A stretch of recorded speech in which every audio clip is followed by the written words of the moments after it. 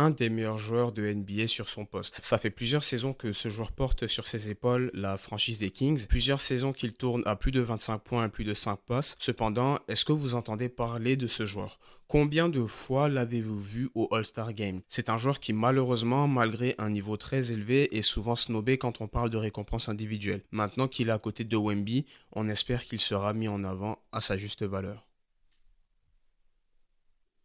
Ancien coéquipier de De'Aaron Fox aux Kings, justement, et le potentiel troisième meilleur pivot de NBA. Domantas Sabonis, c'est un joueur en mesure de te terminer plusieurs saisons en 20 points, 14 rebonds, 7 passes. Oui, tu as bien entendu. C'est le meilleur rebondeur de NBA depuis un certain moment maintenant, une machine à triple-double, et pourtant quand il est question de négliger une personne, par exemple pour les All-Star Games, tu peux être sûr que ce sera Sabonis qui sera mis sur le carreau. Il n'a pas le jeu le plus spectaculaire qui soit, donc je peux comprendre qu'il ne soit pas le chouchou des fans. Par contre, que même les coachs ne le récompensent pas alors qu'ils le voient jouer et qu'ils affrontent Sabonis tous les soirs, ça c'est assez surprenant.